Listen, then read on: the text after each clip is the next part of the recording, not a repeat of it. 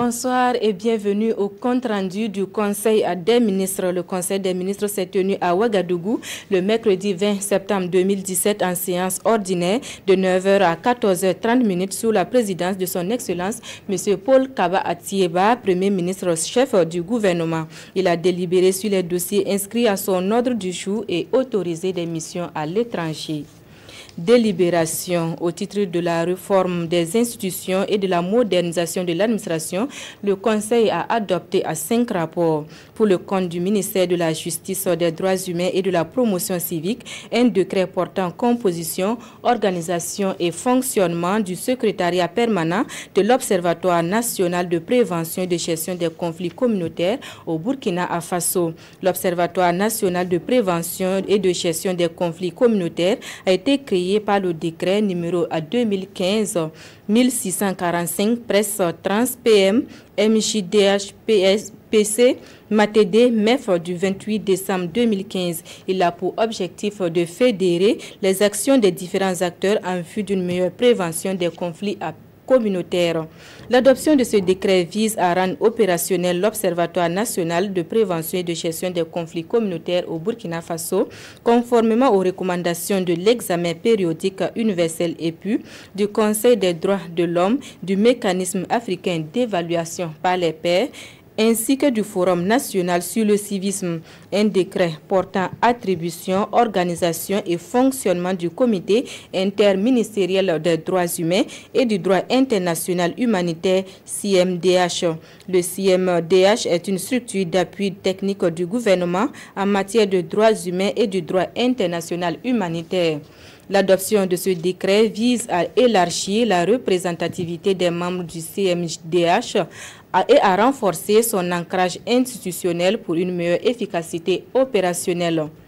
Pour le compte du ministère de l'Économie, des Finances et du Développement, un projet de loi relatif au règlement et compte général de l'administration des finances au titre du budget de l'État gestion 2016. L'exécution des lois de finances gestion 2016 s'est effectuée dans un contexte difficile marqué notamment par les effets de la situation sécuritaire internationale, sous-régionale et nationale. Au 31 décembre 2016, les recettes définitives se chiffrent à 1667 680 353 689 francs à CFA pour des prévisions de 1945 212 694 000 francs CFA, soit un taux de réalisation de 85,73%. En considérant les émissions cumulées qui sont de 2371 208 125 046 francs CFA, le taux de recouvrement s'établit à 70,33%. Les dépenses définitives s'élèvent à 1746 839 943 3 914 francs CFA pour des dotations de 1945 212 694 000 francs CFA, soit un taux d'exécution de 89,80%. L'exécution des lois de finances gestion 2016 dégage ainsi un déficit de 79 159 590 225 francs CFA. Le Conseil a marqué son accord pour la transmission du dit projet de loi à l'Assemblée nationale. Un projet de loi relatif au budget de l'État exercice 2018. Le budget de l'État exercice 2018 s'établit en ressources de 2006,41 milliards de francs CFA et en dépenses 2429,80 milliards de francs CFA.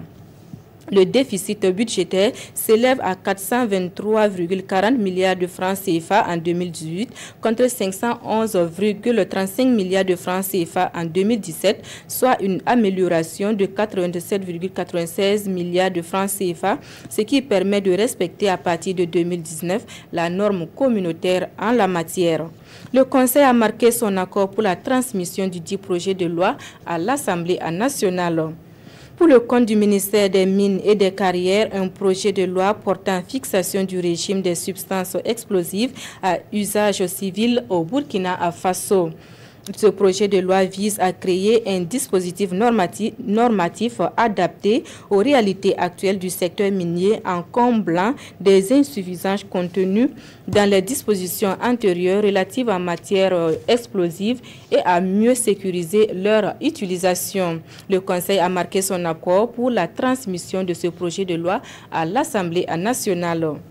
Au titre du développement du capital humain, le Conseil a adopté un rapport relatif aux résultats de l'appel d'offres international pour la construction d'une unité de formation et de recherche UFR et d'une cité universitaire à l'université à Ouaga 2 pour le compte du ministère de l'Enseignement supérieur et de la recherche scientifique et de l'innovation. Il a marqué son accord pour l'attribution du marché aux entreprises suivantes. Le groupement Al-Kazabi Suzy Construction pour un montant de 6 515 508 517 francs CFA TTC avec un délai d'exécution de 18 mois. Lot numéro 2, compagnie d'ingénierie géologique de mines CGT Togo pour un montant de 5 605 665 142 francs CFA hors taxe hors douane avec un délai d'exécution de 18 mois. Le montant total des attributions s'élève à 12 121 173 719 francs CFA hors taxe hors douane. Le financement est assuré par la Banque arabe pour le développement économique en Afrique, BADEA, le Fonds de l'OPEP pour le développement international, OFID, et le budget de l'État. L'adoption de ces décrets vise à accroître la capacité d'accueil des universités publiques. Voilà pour le compte rendu signé du ministre de la Communication et des Relations avec le Parlement, porte-parole du gouvernement Remi Filchance Danjinou.